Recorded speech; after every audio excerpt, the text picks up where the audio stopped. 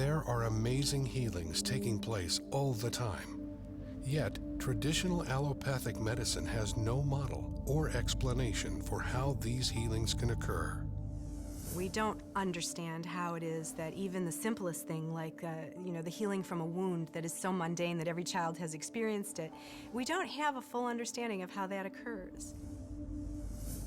The answers may lie in the fundamental shift which is occurring in our understanding of our universe. Virtually every ancient culture and every native culture has thought of the universe as a unity, as a circle, and man as being central to that. And it was only with the discoveries of Isaac Newton and René Descartes that ripped us out of the fabric of our universe and created this clockwork model where mind is separate from body and that we are separate from each other. And that idea of separation is the foundation of Western thinking.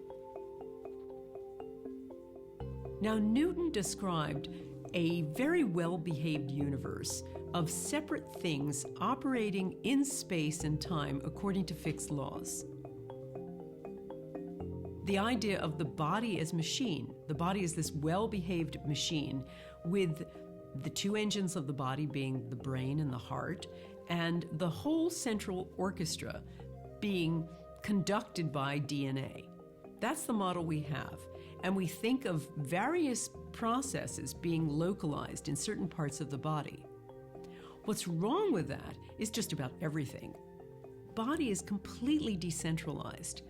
There is no central brain, in a sense, and that the brain is closer to an antenna receiver. It's closer to a transducer of information, a receiver and a transmitter of information, but not the central repository of that information.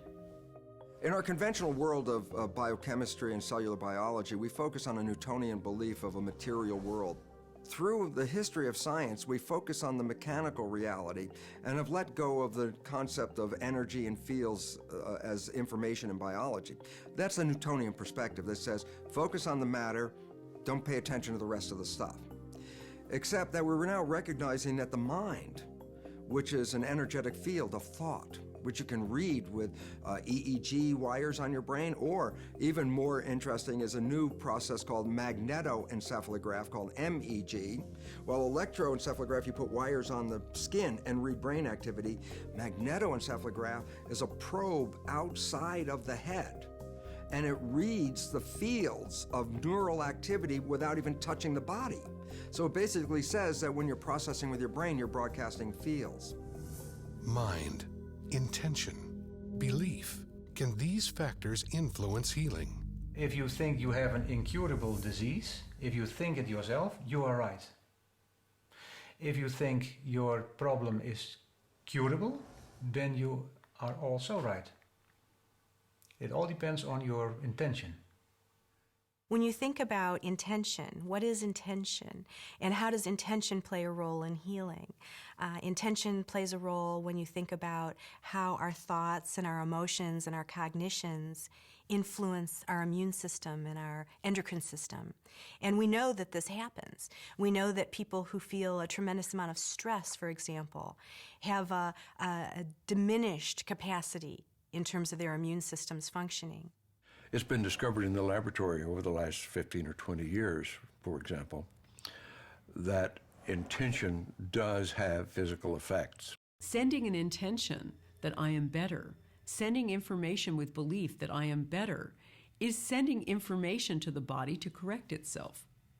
Because as we say, a thought is an actual physical energy too, and it sends information to the body as well. It's been very well demonstrated that our belief system affects how we behave and how we perform, and it also affects our lifestyle. So if we don't believe that we can help ourselves, we probably cannot. If we don't believe that positive information is useful to our health and well-being, then it probably won't be. Our thoughts create our body moment by moment. When we think positive thoughts, we release certain chemicals into our body. When we think negative thoughts, we release negative chemicals into our body. And those have a profound effect on how the cells are behaving and how the nutrition is being used. It's very obvious to me, working as an osteopath, that the stress that people hold in their body has various patterns according to how they're thinking. Probably the most essential aspect of healing is to believe in the modality you're using and to stay positive in some way. There's so much evidence about belief in a system of medicine being crucial to the effectiveness of that. I used to say to people who have cancer, after researching the limitations of things like chemotherapy, don't have chemotherapy, it only works 9% of the time. I don't do that anymore. And the reason I don't is that I believe that belief itself is the body's strongest medicine. And if you believe something is going to work, regardless of what that is, it's going to work for you. There was a study in Houston of some patients going through a knee operation for arthritis. Half actually went through an operation where they were worked on for their arthritis. The other half were given a sham operation where they just opened the knee and then closed it and did nothing. They found over 3 years of follow-up that both sets of patients reported having no pain. So the patients where nothing was done to them still reported being pain-free. Their arthritis was gone. There have been other studies looking at if there's any difference between going to the gym and thinking about going to the gym.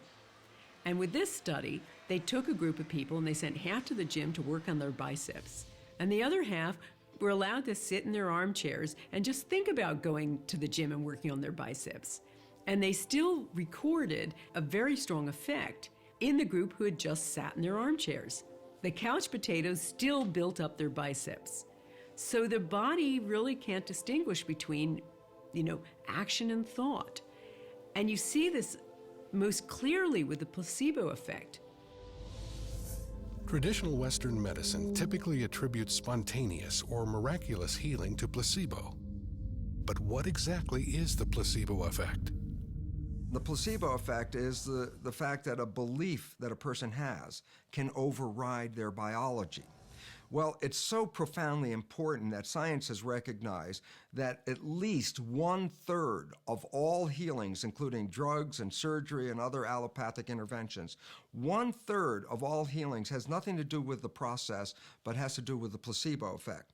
That a person believes that the process is going to heal them and heals themselves in spite of the fact that maybe the pill was a sugar pill or the operation was just a sham and wasn't real.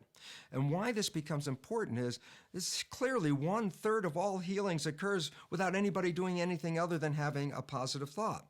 And what interests me as a biologist and former professor in a medical school is how we can talk about the placebo effect for about 15 minutes in a pharmacology course, and then totally ignore the relevance of thought and mental processes on biology for the rest of medical education, so that our doctors are not really using the placebo effect effectively, that we're not even studying the placebo effect. And right now we could cut the healthcare costs by exactly 1/3 by just using the placebo effect.